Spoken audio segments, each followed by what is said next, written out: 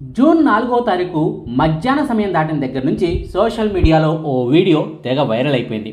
ఎన్నికల ఫలితాల రోజు ఉదయం పవన్ కళ్యాణ్ గారు హైదరాబాద్లోని తన ఇంట్లోనే ఉన్నారు. ఇంటి గేటు ముందు వందలాదిగా అభిమానులు వేచి ఉన్నారు. పవన్ కళ్యాణ్ జిందాబాద్, జనసేన జిందాబాద్, పవన్ జిందాబాద్, పవర్ స్టార్ జిందాబాద్ అంటూ నినాదాలు చేస్తూ ఉన్నారు. అప్పుడే సడన్గా ఆ ఇంటి గేటు ఓపెన్ అయింది. లోపల నుంచి పవన్ కళ్యాణ్ భార్య అన్నాలజినవ బయటకు వచ్చారు. అభిమానులకు అభివాదాలు చేశారు, ధన్యవాదాలు చెప్పారు. ఆమె వెనుకే కనిపించినట్టుగా అకీరా నందన్ కూడా ఈ వీడియోలో క్లిక్ మన్నాడు, తలుక్కున మెరిశాడు. అకీరా కూడా తన తండ్రి అభిమానులకు అభివాదం చేశాడు. గెలిచేశాం అంటూ పిడికిలి బిగించి మరీ చేయి పైకెత్తాడు. ఫ్యాన్స్లో ఆనందాన్ని నింపాడు. ఆ తర్వాత కాసేపటికే ఇంట్లోకి వెళ్ళిపోయాడు. తండ్రి విజయాన్ని కళ్ళారా చూడాలని, తండ్రిలో సంతోషాన్ని చూడాలని, తండ్రి పడిన కష్టానికి దక్కుతున్న ఫలితాన్ని చూడాలని అకీరా నందన్ కూడా తల్లి రేణు దేశాయ్ దగ్గర నుంచి తండ్రి వద్దకు వచ్చాడేమో అని అనిపించింది. ఎంతైనా కన్న తండ్రి కదా, తండ్రి సక్సెస్ను దగ్గరుండి మరీ చూడటంలో ఆ కిక్కే వేరుగా ఉంటుంది కదా. మరికొన్ని గంటల తర్వాత మరో వీడియో కూడా సోషల్ మీడియా ద్వారా బయటకు వచ్చింది. హైదరాబాద్లోని పవన్ కళ్యాణ్ ఇంట్లోనే విజయ దరహాసం చేస్తుంటే ఆయన భార్య అన్నాలజినవ పవన్ నుదిటిన తిలకం దిద్దారు. విజయోత్సాహంతో దూసుకెళ్లమన్నట్టుగా కట్టుకున్న భార్యగా హారతి పట్టి భర్తకు వీర తిలకం దిద్దారు. అదే వీడియోలో పవన్కు కాస్త వెనుక రెండు చేతులు కట్టుకుని చిరునవ్వులు చిందిస్తూ అకీరా నందన్ నిల్చున్నాడు. తండ్రిని చూస్తూ, ఆ దృశ్యాన్ని చూస్తూ మనసులో తెగ సంతోషించాడు. కట్ చేస్తే ఆ రోజు రాత్రి, అంటే జూన్ 4వ తారీఖు రాత్రి సమయానికల్లా పవన్ కళ్యాణ్ మంగళగిరికి వచ్చేశారు. సాయంత్రానికల్లా హైదరాబాద్ నుంచి బయలుదేరి మంగళగిరిలోని పార్టీ కార్యాలయానికి చేరుకున్నారు. ఎన్నికల్లో పోటీ చేసిన అన్ని స్థానాల్లోనూ గెలవడం పట్ల ఆనందాన్ని వ్యక్తం చేస్తూ కార్యకర్తలతో మాట్లాడారు. మన మీద అతిపెద్ద బాధ్యత ఉందంటూ, కక్ష సాధింపులు ఉండవంటూ మాట్లాడారు. అభిమానులు, కార్యకర్తలందరికీ కూడా థ్యాంక్స్ చెప్పారు. ఆ తర్వాత కాసేపటికే కాబోయే సీఎం చంద్రబాబు పవన్ కళ్యాణ్ ఇంటికి చేరుకున్నారు.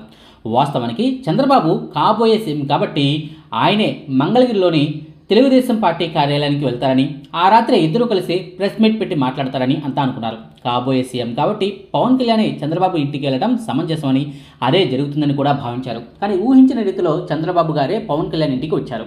ఆ దృశ్యం చూసి నిజంగా జనసేన కార్యకర్తల మనసులో అయితే ఆనందం పెల్లుబికింది. జనసేన, బీజేపీ అవసరం లేకుండానే టీడీపీ సొంతంగా ప్రభుత్వాన్ని ఏర్పాటు చేయగల పరిస్థితి ఉన్నప్పటికీ పవన్ వల్లే ఇంతటి ఘన విజయం సాధ్యమైందన్న మెసేజ్ను టీడీపీ కార్యకర్తలకు, జనసేన కార్యకర్తలకు పంపడమే చంద్రబాబు ఉద్దేశంగా ఆ దృశ్యం కనిపించింది. గెలవకు ముందే కాదు, ఎన్నికల్లో గెలిచిన తర్వాత కూడా పవన్ కళ్యాణ్కు తాము ఎంతటి గౌరవాన్ని ఇస్తున్నామో అనేది చంద్రబాబు ఒకే ఒక్క ఇండికేషన్తోనే ఏపీ జనాలకు తేల్చి చెప్పినట్టయింది. చంద్రబాబు గారు పవన్ ఇంటికి వచ్చినప్పుడు కనిపించిన దృశ్యం తాలూకా వీడియో అయితే సోషల్ మీడియాలో ఆ రోజు యమ వైరల్ అయింది. చంద్రబాబు ఇంట్లోకి రాగానే కుటుంబ సమేతంగా వెళ్లి సాధారణంగా ఆహ్వానించడం, ఆ తర్వాత పవన్ కళ్యాణ్ను చంద్రబాబు హత్తుకుని శుభాకాంక్షలు చెప్పడం జరిగింది. ఆ మరుక్షణమే అకీరా ప్రత్యక్షమయ్యాడు. కొడుకు అకీరాను పిలిచి మరీ చంద్రబాబుకు పవన్ పరిచయం చేశారు. అకీరా చంద్రబాబుకు షేక్ హ్యాండ్ ఇచ్చారు. షేక్ హ్యాండ్ కాదు, చంద్రబాబు గారి ఆశీర్వాదం తీసుకో, పెద్దవాళ్ళ దగ్గర ఆశీర్వాదం తీసుకోవాలి, సమ ఉద్యోగుల దగ్గర షేక్ హ్యాండ్ తీసుకోవాలంటూ హితవు చెప్పి మరీ వేలు చూపిస్తూ అకీరాకు తెలుగువారి పద్ధతులను చెప్పారు. అకీరా కూడా మరో ఆలోచన లేకుండా చంద్రబాబు గారి ఆశీస్సులను తీసుకున్నారు. ఆ దృశ్యం చూసిన తర్వాత పవన్ కళ్యాణ్ సంస్కారం ఏమిటన్నది అందరికీ తెలిసొచ్చింది. 3 పెళ్లిళ్లు చేసుకున్నారంటూ విమర్శలు చేయడం కాదు, పెద్దవాళ్ల దగ్గర సంస్కారంతో ఎలా మెలగాలో పవన్ వద్ద చూసి నేర్చుకోండి అంటూ కామెంట్లు వచ్చిపడ్డాయి. ఆ తర్వాత పవన్ కళ్యాణ్ను చంద్రబాబు సన్మానించడం, చంద్రబాబును పవన్ కళ్యాణ్ సన్మానించడం, పవన్ కుటుంబం అంతా కలిసి, అంటే భార్య అన్నాలజినవ, కొడుకు అకీరాతో కలిసి చంద్రబాబుతో పవన్ కళ్యాణ్ ఓ ఫోటోను దిగడం జరిగింది. అంతటా పవన్ కళ్యాణ్ ఫ్యామిలీ సంబరాలు అయిపోయేలే అనుకున్నారు. ఎక్కడికి వెళ్ళినా ఇక పవన్ కళ్యాణ్ ఒక్కరే వెళ్తారులే అనుకున్నారు. మహా అయితే భార్య అన్నాలజినవతో కలిసి మాత్రమే పవన్ కళ్యాణ్ ఎక్కడికైనా వెళ్తారులే అని భావించారు. కానీ జూన్ 6వ తారీఖున గురువారం మధ్యాహ్నం సోషల్ మీడియాలో ఓ ఫోటో తలుక్కున మెరిసింది. ప్రధాని మోదీని పవన్ కళ్యాణ్ కలిశారు. ఇందులో విచిత్రం ఏముంది అనుకుంటారేమో, ఆయన పక్కన భార్య అన్నాలజినవ కూడా ఉన్నారు. అయితే అందులో వింతేముంది అనుకుంటారేమో, ఆ పక్కనే కొడుకు అకీరా నందన్ కూడా ఉన్నారు.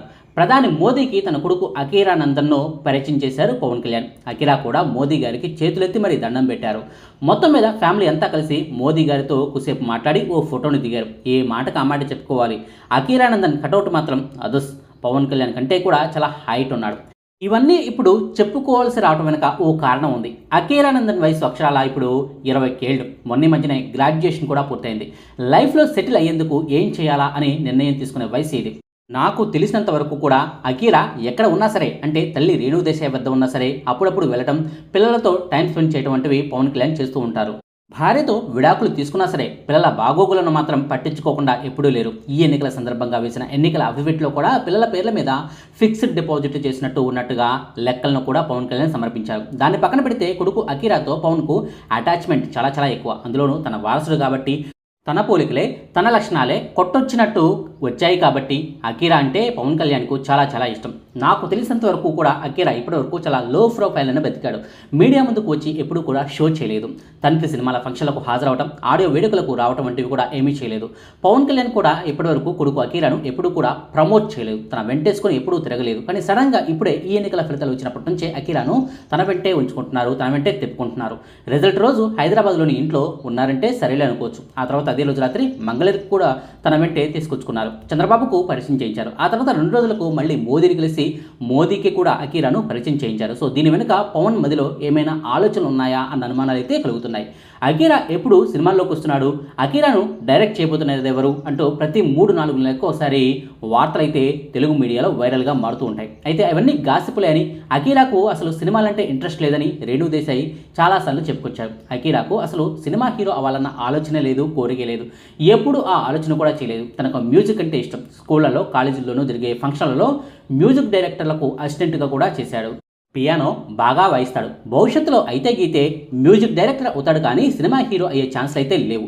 నాకైతే ఇంతవరకు ఆ ఆలోచన ఉందని చెప్పలేదు. రేపు తన మనసు మారి సినిమాలో నటిస్తాను అంటే మాత్రం ఆ రోజంటూ వస్తే మాత్రం నేనే అధికారికంగా వెల్లడిస్తాను. నా కొడుకు సినిమా హీరో అవుతున్నాడని అప్పటిదాకా ఓపిక పట్టండి, లేనిపోయిన వార్తలను ప్రచారం చేయకండి అంటూ రేణు దేశాయ్ కొద్ది నెలల క్రితమే మీడియాపై ఆగ్రహించిన పరిస్థితి అయితే ఉంది. సో అకీరాకు సినిమాలంటే ఇంట్రెస్ట్ లేదని ఈ విషయంతో క్లారిటీగా అర్థమైపోతుంది. సినిమాలు కాకపోతే పవర్ స్టార్ పవన్ కళ్యాణ్ గారి వారసుడికి ఇక ఏ రంగంలో అయితే మంచి ఫేమ్ వస్తుంది, బాగా సక్సెస్ అవుతారని ఆలోచిస్తే మాత్రం రాజకీయాలే నా కళ్ళ ముందు అయితే కనిపిస్తున్నాయి. ఎస్, తండ్రి అడుగుజాడల్లో ఇప్పటి నుంచే రాజకీయాల్లోకి అకీరాను తెచ్చే ప్రయత్నం చేస్తున్నారని మాత్రం నాకు అనిపిస్తోంది. సమీప భవిష్యత్తులో రాజకీయాలను చూస్తే మాత్రం అకీరా భవిష్యత్తు రాజకీయాల్లో వెలిగిపోయే ఛాన్స్ ఉందని పవన్కు నమ్మకం.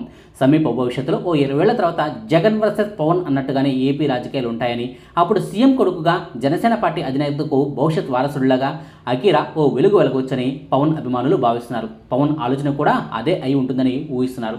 ఎప్పుడూ లేని విధంగా కొడుకును తన వెంటేసుకుని చంద్రబాబుతో పరిచయం చేయించడం, ఆ తర్వాత ఢిల్లీకి కూడా వెళ్ళి మోదీకి పరిచయం చేయించడం వంటివి ఏ కారణమూ లేకుండా పవన్ కళ్యాణ్ చేయరన్నది అభిమానుల నమ్మకం. పవన్ మనసులో అదే ఆలోచన ఉంటే కనుక రేపు ఏపీలో ఏర్పడబోయే ప్రభుత్వంలో పవన్ కళ్యాణ్ కూడా ఏదో ఒక కీలక శాఖకు మంత్రిగా బాధ్యతలు చేపట్టే ఛాన్సులు ఉన్నాయి. ఉప ముఖ్యమంత్రి పదవి పవన్కు వరించే ఛాన్సులు కూడా ఉన్నాయి. అదే జరిగితే అధికార బాధ్యతల్లో పవన్ ఉంటే కొడుకు అకీరా తన స్థానాన్ని జనసేనలో భర్తీ చేయించేలా, జనసేన యువ నాయకుడిగా పార్టీని బలోపేతం చేసేలా చూడాలన్నది పవన్ ఆలోచన కావచ్చు. అందుకే రాజకీయ వేదికలపై అకీరాకు స్థానం కల్పించున్నారా అన్న అనుమానాలైతే కలుగుతున్నాయి. చూడాలి మరి అకీరా భవిష్యత్తు గురించి పవన్ ఏ నిర్ణయం తీసుకోబోతున్నారు, అకీరా రాజకీయాల్లోకి వస్తారా లేదా అన్నది మరికొద్ది రోజుల్లోనే తెలియనుంది. ఇదండి రాజకీయాల్లోకి అకీరా ఎంట్రీ గురించిన వివరాలు. మీకు ఈ వీడియో నచ్చితే లైక్ చేయండి, షేర్ చేయండి. మరిన్ని ఆసక్తికరమైన వీడియోల కోసం మా కొత్త ముచ్చట ఛానల్ను సబ్స్క్రైబ్ చేయడం మాత్రం మర్చిపోకండి. Thank you.